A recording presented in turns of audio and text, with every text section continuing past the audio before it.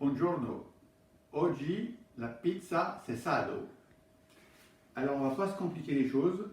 Pour la pâte à pizza, on va reprendre la pâte à pain de l'autre fois. Deux petites différences. Bien sûr, on ne met pas de graines, je vais vous montrer.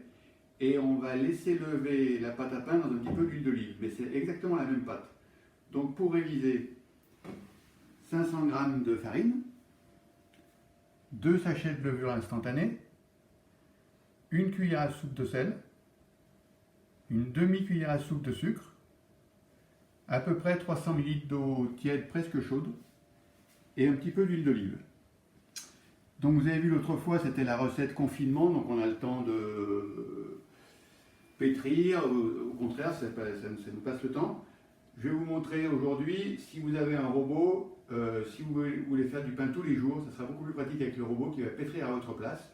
Sinon, bien sûr, vous pouvez pétrir comme l'autre fois une dizaine de minutes. Donc, si vous avez un robot avec une hélice, ou alors un robot sur lequel vous pouvez mettre des ustensiles qui pétrissent, dans mon robot, je mets 500 g de farine. Hop. Mes 2 sachets de levure, ma cuillère à soupe de sel, ma demi-cuillère à soupe de sucre. Je mets sur le robot pour mélanger tout ça avant de... Donc dans le robot, sans mettre d'eau, je mélange, je mets une vitesse 4 ou 5, simplement pour mélanger un petit peu la levure, le sel, le sucre et la farine.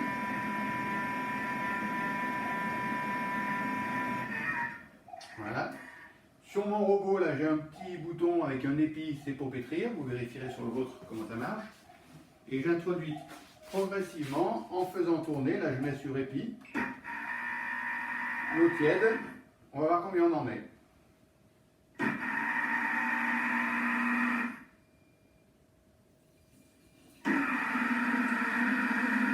Il faut, comme l'autre fois, que la pâte soit un petit peu humide, mais pas trop.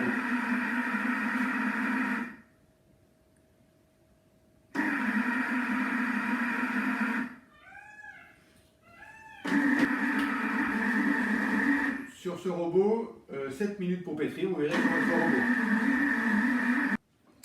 Donc le robot a pétri pendant 7 minutes.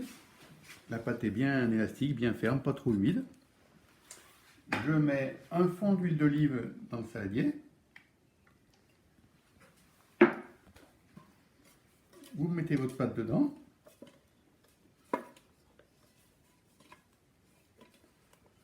Elle colle un petit peu, j'aurais pu mettre un peu plus de farine, mais c'est pas bien grave.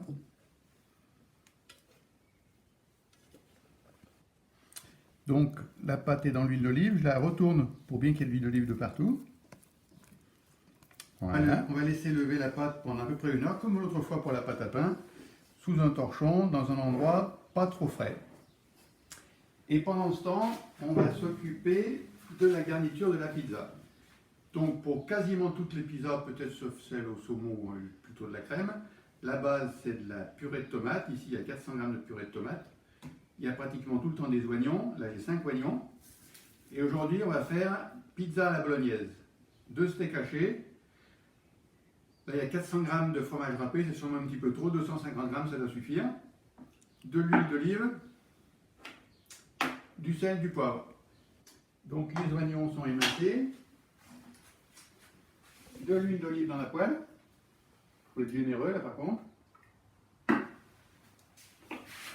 Les oignons dans la poêle.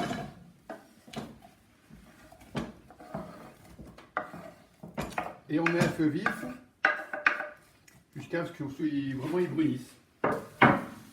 Donc là les oignons ont bien réduit, ils ont bien bruni, donc je mets la viande. Détacher le steak haché en petits morceaux.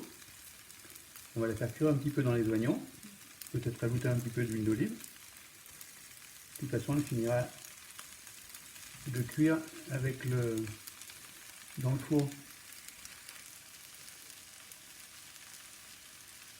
Voilà, je vais mettre un peu d'huile d'olive. Je mélange tout et je fais cuire un petit peu la viande.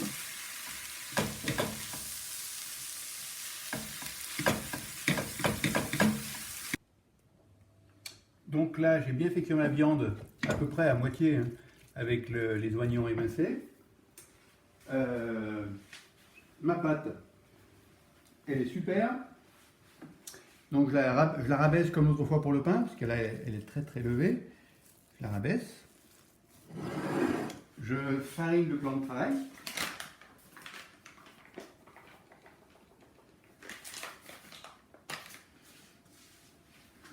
Je mets ma pâte dessus. Et bien sûr, avec ma recette de 500 grammes, j'ai largement de quoi faire pour 2 pâtes à pizza. Donc je partage à peu près en deux.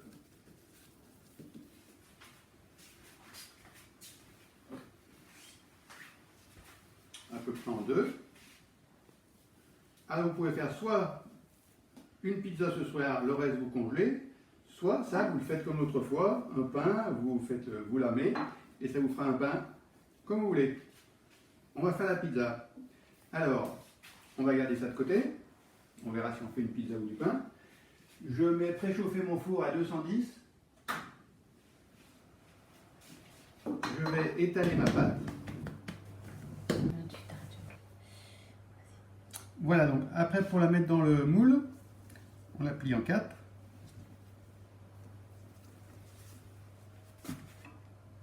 Hop. Voilà. On peut faire remonter un peu les bords.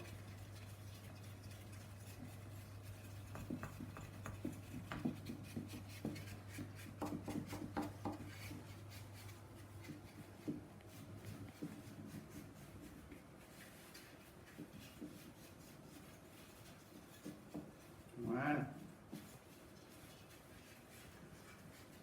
Donc là, la purée de tomate, vous prenez une spatule pour l'étaler.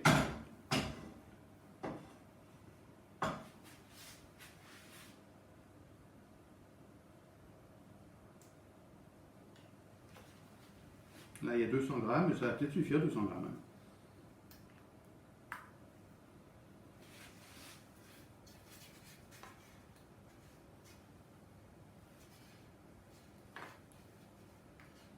Oui, moi je pense que 200 grammes c'est suffisant pour cette taille de pizza. Hein. Vous avez votre purée de tomate.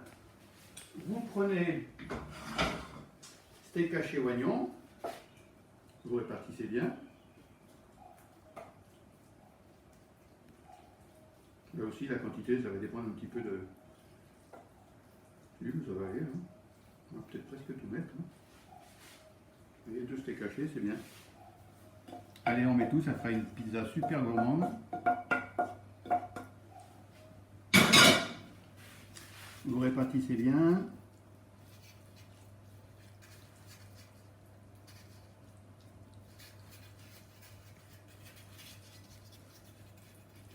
Voilà. On va saler poivrer. Parfois on oublie, c'est vraiment indispensable.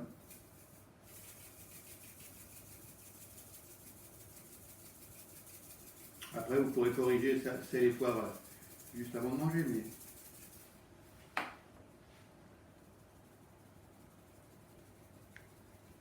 Voilà. Et après, le râper à gogo. Autant que vous voulez.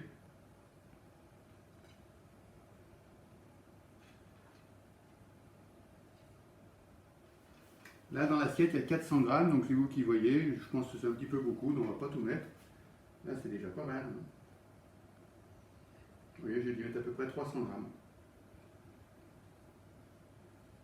Qu'est-ce que je fais après ça? J'enfourne dans le four qui est à 210.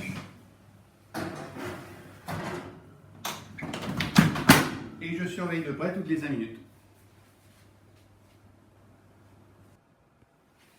Alors, 20-25 minutes après, à 210 degrés. Et voilà, la pizza Cesano bolognaise. Donc vous avez au congélateur une autre pâte à pizza. Ayez toujours à la maison concentré de tomates et oignons. Et vous faites avec ce que vous voulez.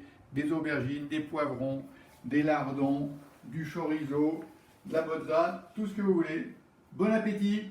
Et pour la semaine prochaine, vous achetez de la farine de pois chiche. On fera la soca pour préparer l'apéritif du déconfinement. À bientôt!